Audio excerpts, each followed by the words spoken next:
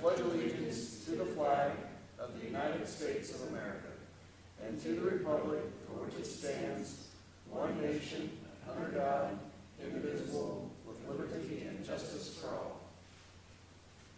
Father?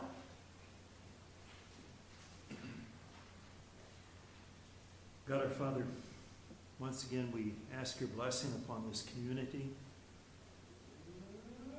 on those who are responsible for making decisions that affect our community. Guide them and give them wisdom and strength and courage. We also ask your blessing upon this nation. Guide its leadership so that it truly seeks the common good, truly respects the dignity of each human person. We thank you for the moisture we've received recently. We ask that you would continue to bless us and bless those parts of Kansas and other parts of our nation that suffer from drought. Provide for them the moisture they need to raise crops, to live lives that are prosperous and fruitful. Also pray for the people of the world who lack food, lack shelter, lack clothing. Watch over them and keep them close to you also, and provide for their needs. We pray all this through Christ our Lord.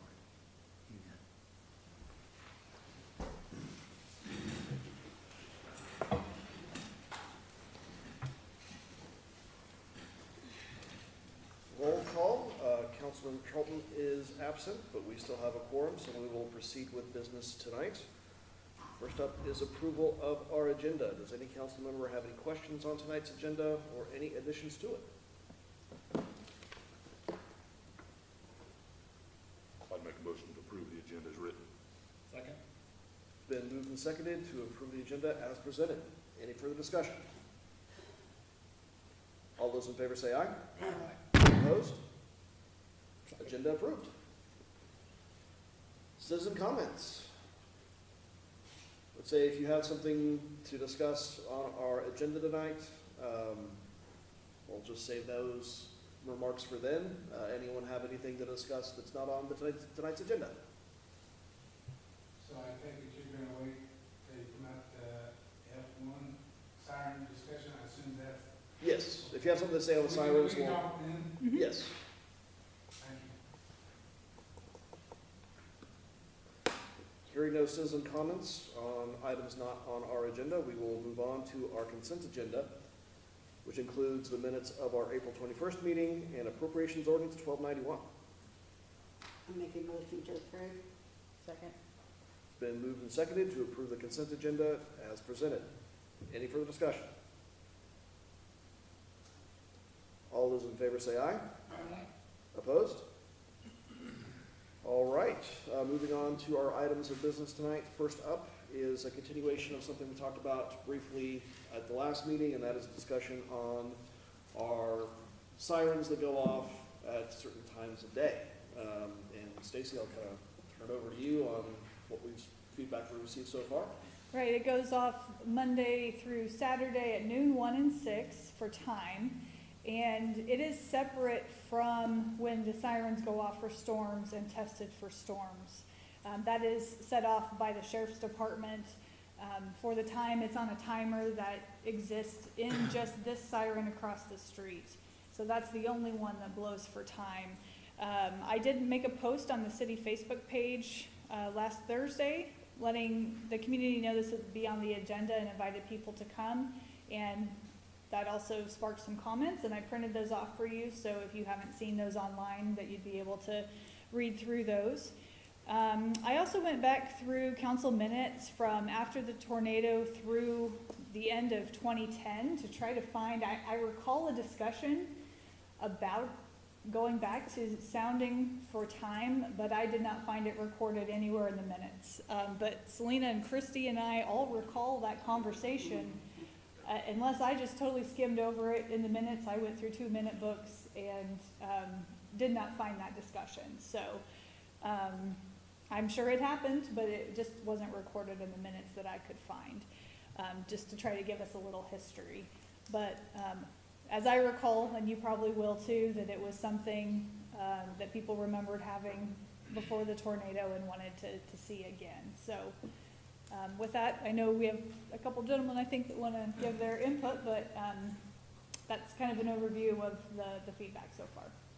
Yeah, I'd say before we get to council discussion, if you have something you'd like to say on the sirens, please step forward.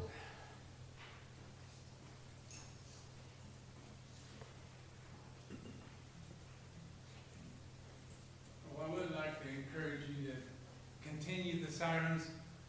I did not realize, and tell Lori Blackburn said on Facebook, that the 7 o'clock one wasn't going off. Personally, I would like to see that reinstated because it gives everybody, I mean, it's a wake-up call. We've had it for years, and I would hate to see it taken away. I remember as a young boy, when the wind wasn't blowing 90 miles an hour, I lived 7 miles south of town, and I could hear that city whistle at noon. So, for as I'm concerned, I'd like to see y'all reinstate them, including the 7 o'clock one. I know there's gonna be some hardship on that already, but anyway, encourage you to please keep the sirens going. Thank you.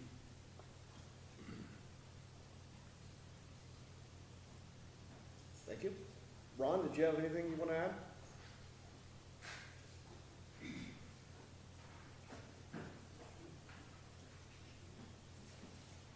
The only thing I could say is, keep it going so us old people know what time it is. Oftentimes we're doing something and the whistle goes off and I'll look at the wife and say, what time is it? And one instance the other night when it was going off at 5 o'clock, this lady went in, had prepared her supper. And at 5 o'clock, her husband was out in the yard working. 5 o'clock whistle went off. She called him and told him to come in and eat supper. It was time to eat. And he says, it ain't but 5 o'clock. She said, well, the whistle blew. She said, you better get in there and eat. That's the only time you're going to get a chance to eat. So I say we continue it. Now, the 7 o'clock whistle doesn't matter to me at all. I know there was a bunch of older people at that time, that I suppose they got an ordinance to stop it at 7. But I don't know, I remember at the time there was quite a bit of controversy about that. But that was kind of handy when you was working, you knew what time it was and you could get up and get ready to go to work. But since I ain't working now, it makes no difference. I'm up at 6 or 5 anyway. So just keep it going for me. Thank you. Well, council, we've heard some citizen comments, and you've had a chance to review the comments that were left on the Facebook announcement. Just discussion on any changes that you'd want to make to when and how we set off those whistles 3 times a day. This issue did come up after the tornado because I remember the meeting because our emergency management director was here. And at that time we asked, would they continue blowing them at the time there was a fire or something like that when the fire departments were leaving? And he said, no, we're not going to do that no more. And that was the discussion then, and people came because they wanted to get rid of them totally, everything. Well, I think that there might have been more than one, to tell you the truth, because there were More than one meeting or what? discussion on Yeah. setting off these sirens. Because there were, I don't know how long it was after the tornado, they did not blow at all, No. except for tornadoes, Well, and basically, it or was- tests. When they just started blowing, it went off. What happened this time of year, 18 years ago, it started scaring people. So that's why they talked about getting rid of it. I have one question. What brought this up? Council discussion. Okay, I forgot. I mean, was Yeah. there somebody that? It was a question raised at the last Okay. meeting and during the discussion at the end of the meeting. To me, really, these sirens are a trademark of a small town like this. And I'm all for keeping. You know, there's, I don't know, I think we could hear a little more percussion if we got rid of it. I did have a call from Theron, the fire chief, today. He had seen about this, and he said, you know, from a fire department standpoint, there's no concern of keeping it or if it goes away. Right. He says he lives on the edge of town, and he can hear it and likes it, and he's far enough away he doesn't hear the dogs barking, so. But from a public safety standpoint, he doesn't have any concerns as far as the fire department's concerned. Well, and that's what the discussion was at that time, don't you remember? They quit the emergency part of using the Right. siren because it created so much chaos that people knew something was going on and they would jump in their vehicles and take off, Correct. you know, so they quit that, and I understand that. But as far Well, as and the we time, switched it too from the city, because it used to be at the city's office. okay, And we switched it from there into the new county, to where they could regulate it better. okay, You know, so they were getting, I don't know if they were getting a new equipment or whatever, but anyway, the county at that point in time is when they took it over. And the city got, I mean, I don't know how that works, but anyway, they're the ones actually blowing the whistle. Yeah. Well, as far as the emergency sirens for, you know, if there's a tornado, those are actually controlled through the radio network utilized by county dispatch. So anyone with radio who's storm spotting, whether it's a deputy, fire, basically, yeah, they see a bubble forming, they can activate it from their radio. And that's why it's switched over to the county, because the county controls that radio Well, system. and at the same time, that's when they took over the whistle here, because I remember they coming in and one whistles might be off 5 to 10 minutes, and people would call and say, "Do you know the whistle?" You know.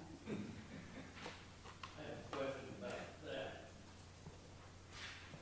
Our first responders and firemen have lights and sirens on their personal vehicles. And they're going to a fire, what do we do? Are they authorized, did we get off the road? Or is that stuff legal on there? I think we went through this before also. Yeah, generally, I would say if they're authorized to have lights and sirens on any vehicle, you treat it like it's an emergency vehicle. So you see lights and sirens, pull over, that's the safest thing to do. I think when Aaron was here, we went through this with the fire department and stuff. Well, it's a somewhat separate issue because If they wanted to be in a hurry to get to, they need to be running they lights. needed to have lights, Right, appropriate lighting, not so much sirens, but just appropriate lighting. Yeah. So we knew, people would know that they, you know, just not a speeder and yeah. they have a reason behind what they're doing. But that ordinance was rescinded to allow for it. But if I wasn't mistaken, that was actually state statute. State statute requires lights and sirens. Right, And the sheriff is the one that approves who can put lights and sirens on their car. okay, The county sheriff does. yeah.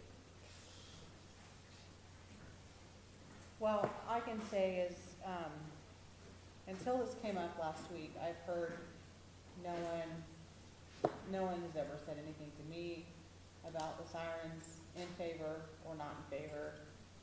Since it came up last week and it was talked about, the only things that I've heard are people wanting to keep it.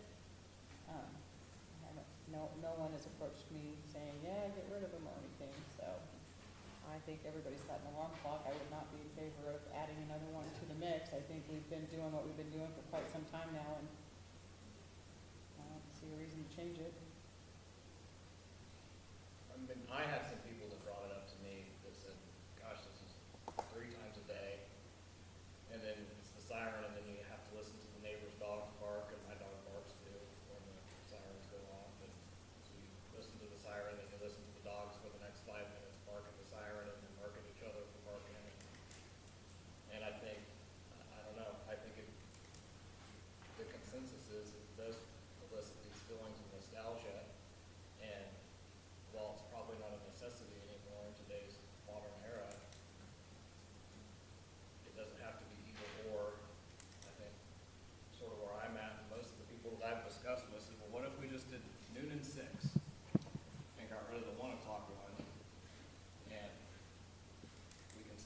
that same feeling of nostalgia and have one less interruption. I mean, we had a prayer during city council meeting and the siren goes off and he soldiered on through, but it is a disruption.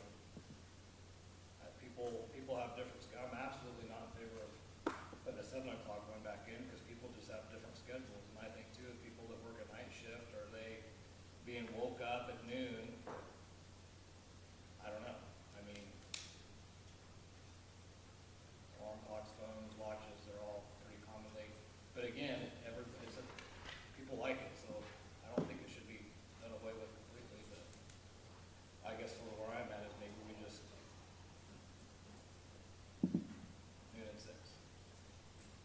And, I mean, this is really where it would be helpful to know, and this is just a convention that the city has adopted. It's not by resolution, it's not by ordinance, it's just something that we do. And then, you know, what is the official action we need to take to change it, if we're gonna change it. Well, I think like you said, it's not like a Yeah. resolution or an ordinance or anything formal. I think, to be honest, you know, we could have administratively in the office just said one day, turn it off and see what happens. But I think given the community's feedback on it, it is something that people care about. But as far as an official action, you know, is it nice to maybe take a vote, just, or a straw poll at least? Do you wanna make a change and then revisit it in 2 weeks? Well, I think, It's not something that, and it is something that's always subject to change. correct. You know, depending on feeling, depending on who's on council. But I guess we've heard from a few council members, a couple seem to indicate keep it as is. I want to say one more thing, Matt. We as council members here are the voice of the people, right? That's why they elect us to sit in this chair. It's not up to the 5 or 6 of us to decide, you know what, this thing's nits out, so let's just get rid of it. Right here tells you what the community thinks, and that's why we are here, to put their thoughts together and see what's best for the town. Well, that's something each council So- person has to kind of take into account as they're deciding how to vote, is, you know, what the pulse of the community is. Yeah. But at the end of the day, it's hard as it. Yeah. Well, I understand that too, but you look at these responses that you got, and I can only see about 1, maybe 2, that is negative. Not really negative, they just don't feel like we need it. Well, as I said, I think we've heard from everyone but Pam. Kind of what's your 2 cents? See, and I was trying to be quiet. You know, even Pratt has a noon whistle, you know, so it isn't that bad. And after a while, I think the dogs get used to it, mine did. You know, the only thing is when they blow it so long, then they get a little problem there. But I don't want to lose that. We've lost so much. I would rather keep it and for no other reason bitch about what's going on. But I really think that that would be great. I think there's a pretty compelling argument. I mean, there was some pretty good logic behind the 6 o'clock one that people saying, like, well, we use that as an indicator for our kids to come home. And I kind of like, I just think that maybe there is a middle ground. I sure wouldn't want to get rid of it altogether. And again, I think most of the people that we don't want it at all, when I went back and said, well, gosh, what if we just did it twice a day instead of 3 times a day? And you have one less interruption to your day, an interruption to your phone calls, or an interruption to your barbecue, or an interruption to whatever. Well, that was sort of a compromise. They were like, well, you know, we kind of do understand why people would be drawn to it and like it.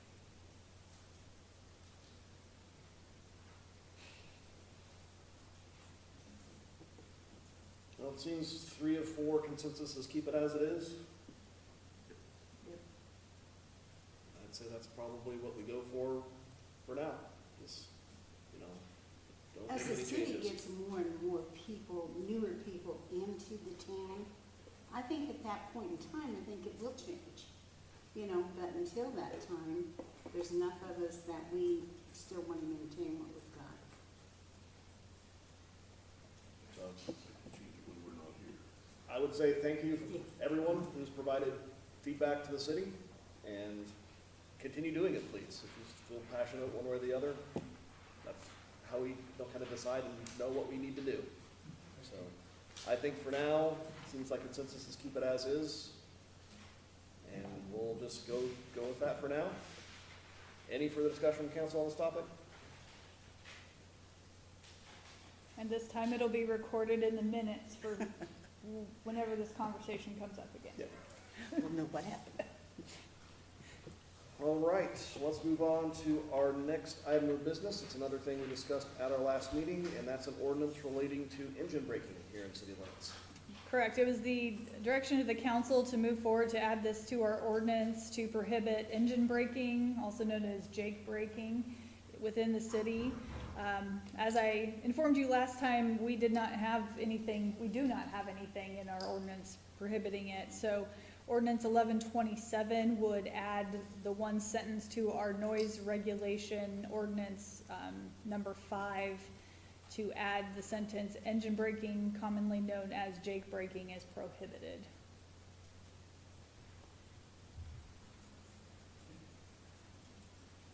Well, council, we did discuss this at the last meeting. Now we have an action item on that, ordinance 1127. Any questions on the presented ordinance?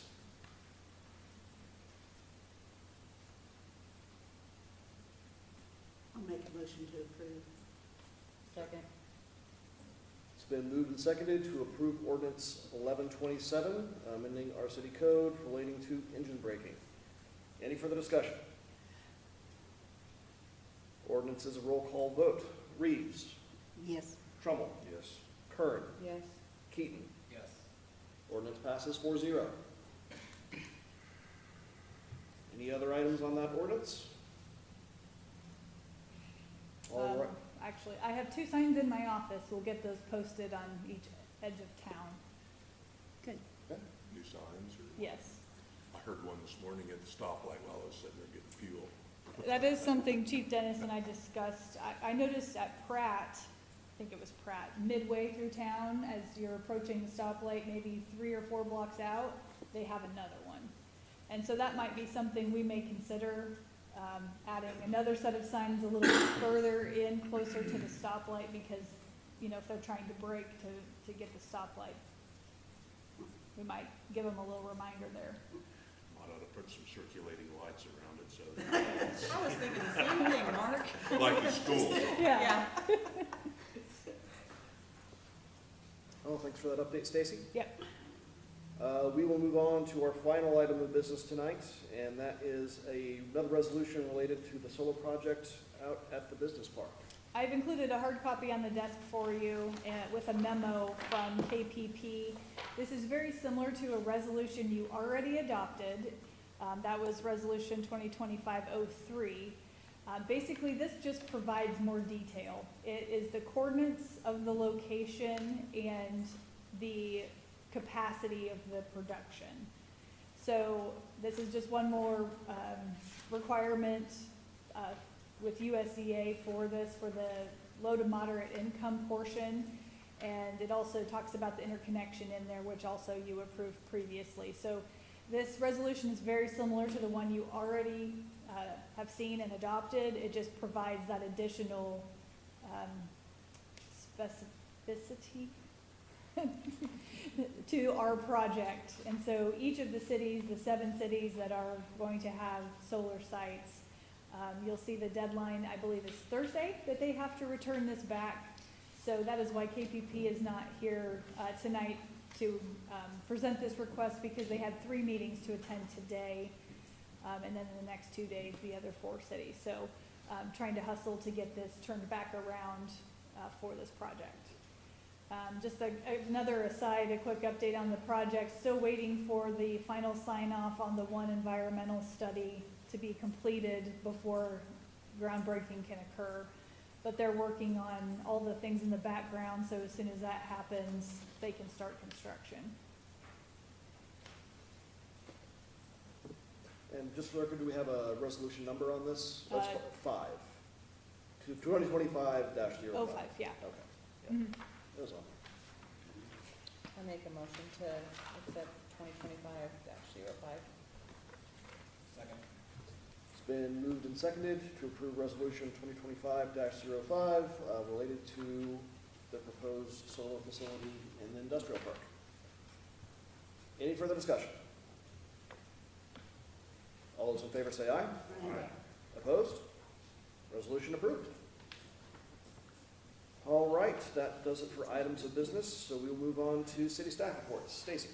Last week, we received notice that we were awarded a part of our Kansas Airport Improvement Grant application. We received the design portion for the paving project. That's $191,000. It is a 85 to 15% cost share, so our 15% is $33,750. There were 46 total projects funded this time out of 80 some applications. So I feel pretty good that even though we didn't get the full, what we asked for, we did get something. And to me, this is a positive that we're moving forward and that KDOT Aviation sees value in what we're doing at our airport. So continuing to make steps forward there.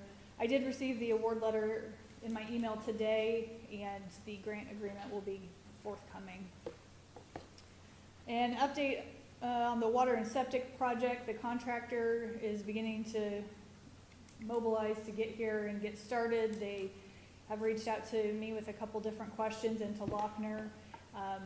However, the well driller cannot get here until August. They have a lot of other jobs and they can't come until August. But the contractor is going to go ahead and get started on the rest of the project and try to get all of that completed so that when the well driller can get here, they're ready to, that'll be the last thing. So it is moving forward, even though you haven't seen anything out there quite yet, but they are starting to get ready. So last week, Kennedy McKee reps were here to perform our 2024 audit, and it went pretty smooth. They were here for 3 days and didn't run across any issues, so that was good. Christy and I were happy to hear that. And Jim Kennedy will come as usual here in the near future to present that audit report. You may have heard that Angel's Donut Shop closed last week, and we're working with her as she's working to move out by the end of May, and has advertised her business for sale and hopes to find somebody to take that over. But we'll see what that looks like moving forward. H&H Snow Cones has requested again to park their snow cone trailer on the lot across the street like they did last summer and have electric service at the pole there. They did have a utility account and had electricity, and we didn't have any issues with that, so I administratively approved that. The swimming pool, if you've been by, has water in it. The shades are up. The pumps are running. You'll see the water spraying, and it seems like everything is running smoothly so far. I think it seems like we're ahead this year from where we've been in previous years on a lot of things as far as pool operations. However, I did find out last week that Brad Lingefelter, who's going to manage the pool, has had another job opportunity arise, and so he is not going to be able to manage the pool. So we are looking for a manager for the summer. I'm having some conversations with some folks that are interested. I have posted on the city website if anybody is interested in applying. We do have lifeguards hired and an assistant manager, and Brad's already kind of done some of the legwork. We have the training scheduled, all of those things. So I feel okay about where we're at. We're not going into it cold without a manager. So there's already been quite a bit of legwork done ahead of this. So this year will be election for 3 city council positions. Reeves, Kern, Charlton. Your terms are up, so if anybody that is interested, the filing deadline will be Monday, June 2nd at noon in the county clerk's office. And it's also elections for 1 hospital board seat and I believe 3 school board seats. And this week is Public Service Appreciation Week, and I want to take the opportunity to thank each of you for serving, for filing to be elected and to take your time to do this, and for city staff and all that they do on a day-to-day basis to serve our community. So thanks. Questions for Stacy? Is there a possibility that the design for this paving the airport runway will actually cost $191,000 to say we're gonna use asphalt, it needs to be this wide and this deep? That's the quote that Lochner gave to do the design work that was part of the application, so. Wow. To That's follow amazing to me. FAA standards and, That's why engineers take a simple project and turn it into rocket science. Yeah, I seen that when you sent the email and I thought, oh my God, we better have a runway that'll last 20 centuries out there, yeah. For that kind of a design, if it costs that much. Honestly, I think the rule of thumb for a lot of architecture and engineering services is 5 to 10% of the overall cost of the project, which is about that's spot what this is. And is there if we use asphalt, I wonder, is there FAA regulations that they have to dig into? Oh, gosh, yeah, I'm sure. on. Yeah, there's a lot of airport standards Okay, that have to be complied with.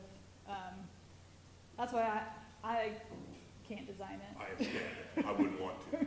because I know I would mess something up. They're all like they're written in Greek, you know. Yeah, I understand. Kind of like when you do the highway, there's more standards you have to meet Yeah. than if we pave a street in town. I'm sure. So, yeah, there's a whole lot more to it out there That's why they, than a street in when you town. see them paving the highway, they have an inspector sitting there mhm, every day, all day long, yeah, Mhm. so they don't skimp somewhere. yeah. I don't know, I can't fathom $191,000 worth of drawing it out on a piece of paper. Well, at least the grant's covering that portion. You know, we still have to kick in 33,000.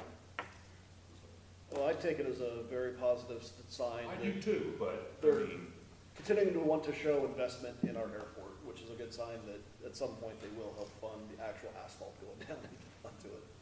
And I will say that the new aviation director, Ray Seif, he started maybe a year ago or so. He's reached out to me multiple times in email of, hey, have you heard about this? Or, maybe you guys could do this. So I think that he's being very proactive in helping communities. so do you feel like with this grant here being awarded to us that when we do get all this part through and we apply for the paving part of it, will this shoot us in the foot any at all? No, I Okay. think it only helps us. Okay, I think us getting this water and septic done and the electric, I think that is why we've got this. okay, And I think this will help us get to the next step. okay.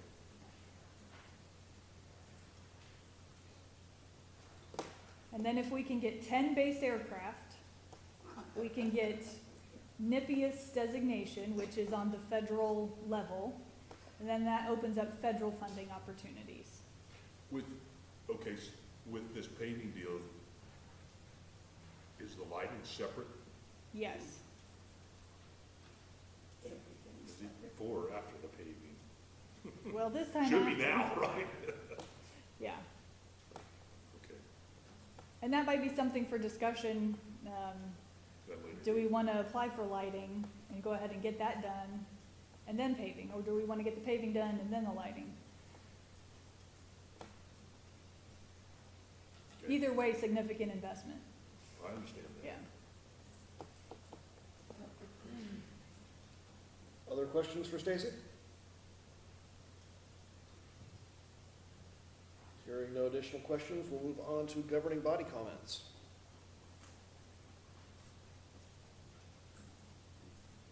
All right, hearing none of those, that brings us to the end of our agenda tonight, so we will adjourn the meeting.